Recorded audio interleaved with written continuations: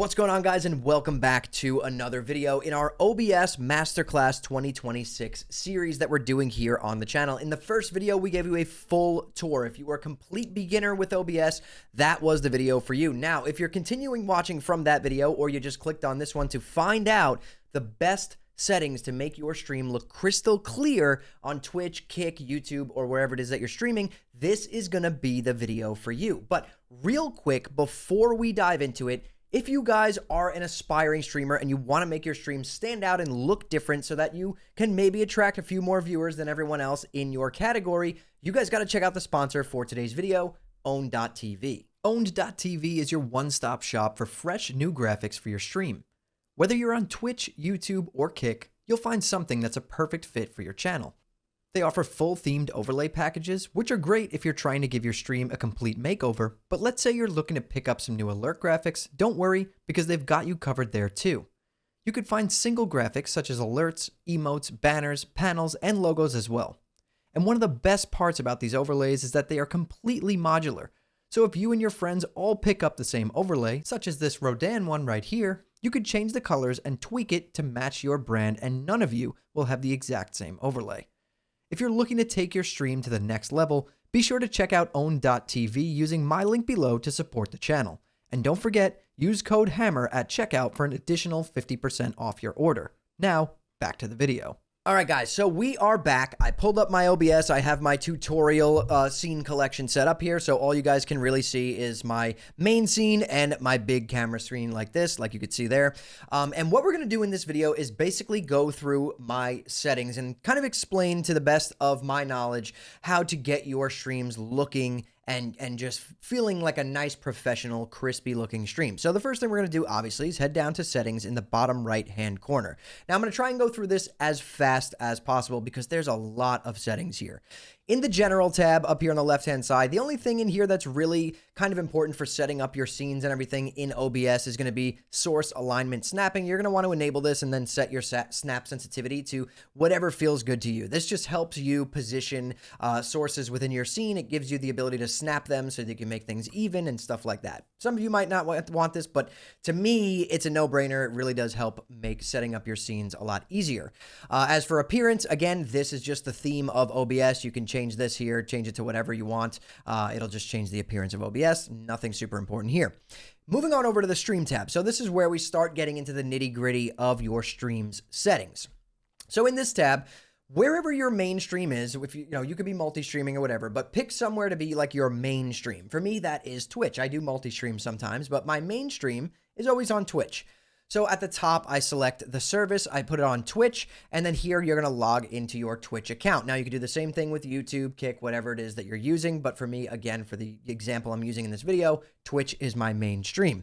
So you connect your account here. That's why mine says disconnect account, because my account's already connected. And then here for multi-track video, if you are multi-streaming, you can enable enhanced broadcasting and just leave this stuff on auto. Scrolling down, nothing more important in here except for one thing that a lot of people miss. Check the box that says ignore streaming service setting recommendations, and I'll explain why in a little bit when we get to that setting. Now moving on over to the output tab, here the first thing you're going to do at the top is change the output mode to advanced. This is going to enable you to see other settings that you might not be able to see if you have it set to simple. Make sure you're on the stream tab, and we're going to start scrolling down. The audio settings up at the top here. For the purposes of this video, just use one audio track. Your audio encoder, you can just copy mine here. For your video encoder, this is where this might start to change depending on the hardware of your PC, right? If you're using an NVIDIA GPU, you're going to want to use your NVIDIA NVENC encoder. H.264 is what I use. If you are using an AMD GPU, use the AMD equivalent. If you want your CPU, let's say you have like a crazy powerful processor and you want to use that to do your encoding and your graphics card's maybe not that strong, you could use X.264. However, I do recommend using your GPU for encoding. So your AMD or your NVIDIA GPU. Use that for your encoder. As for rescaling your output, you're not going to want to mess with this here. Even if you are you know, playing a game or doing whatever in 2K or 4K and you want your stream to be downscaled to 1080p or 720 or something, we're not going to do that right here. We're going to do that later on in a different setting. So disable this right here. And then as for your encoder settings, you're going to want to use constant bitrate. And I have my bitrate set to 8,000. Now, a lot of you are going to sit there and say, well, Hammer, what are you talking about? Twitch's maximum bitrate is 6,000. Technically, it is. But you can actually set it to 8,000. And as long as you checked this box that I told you to check earlier under the stream tab, you will actually be able to pump 8,000 kbps into your stream. That will be your bitrate. Don't do 8,001 because that will actually hurt your stream and they will knock you down. Do it to 8,000 and thank me later. Keyframe interval, 2 seconds, preset, slowest or best quality, tuning set to high quality. Multipass mode, I have mine set to 2 passes for full resolution, but this really doesn't matter as much as you would think. And profile set to high. Now, if you are using a mid-tier PC and you start getting some issues with FPS in a game or whatever it is that you're doing, you can come in here and start lowering your preset a tiny bit, drop it down to P5, P4. The quality that you lose isn't as much as you would think. So go ahead and test it and just whatever works for your PC, go ahead and use that. Coming on down, you're going to want to uncheck look ahead, check the box that says adaptive quantization, and set your B frames to 2. As for the audio tab, when we move over to that on the left-hand side, this is going to be where you set up the audio for your stream. So there's a couple of different, types of streamers out there. Some of you are going to be using just a gaming headset with a gaming microphone. That is pretty simple. You're going to select your gaming headset as your desktop audio and then your gaming microphone from your headset as your mic. If you have a standalone plug-in microphone, make sure you select that for your microphone. If you're using speakers to hear the audio, you're going to use that as your desktop audio device.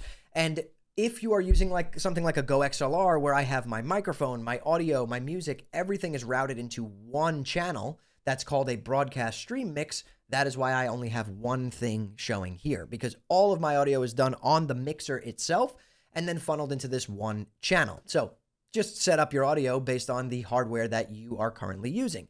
Aside from that, nothing else important in here. The next part of this video is going to just be very simple. It's the video tab, right? In this tab is going to be the bulk of your actual video settings. It's not a lot of information, but these settings do matter quite a bit. So pay attention here. So for your base canvas resolution, this top option right here, this is going to be what your main display is. If you're gaming in 2K or in 4K or watching videos or reading posts, whatever it is that you're doing on stream, set your base canvas resolution to the resolution of your main monitor. Your output scaled resolution is going to be what your stream is, right? Mine is set to 2560 by 1440 right now because I'm recording this video and I record all my videos in 2K. But when I go to stream on Twitch later tonight, I change this back to 1920 by 1080. I stream in 1080p. So this is where you're going to do the downscaling, okay? You're going to set that here at your output scaled resolution. When you are downscaling, you're also going to get the ability to change your downscale filter. For this, you're always going to want to choose Lanczos. It is the best option. You will have the clearest and most crispy filter put over your stream to help with that downscaling. It's going to look great.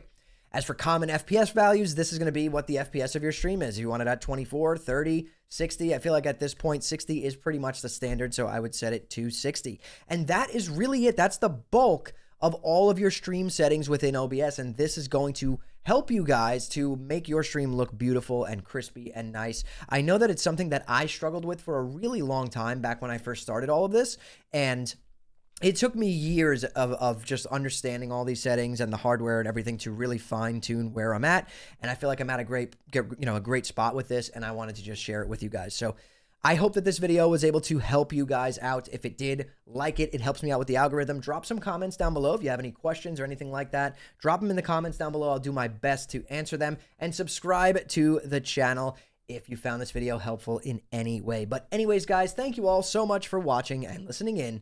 I'll see you all in the next one.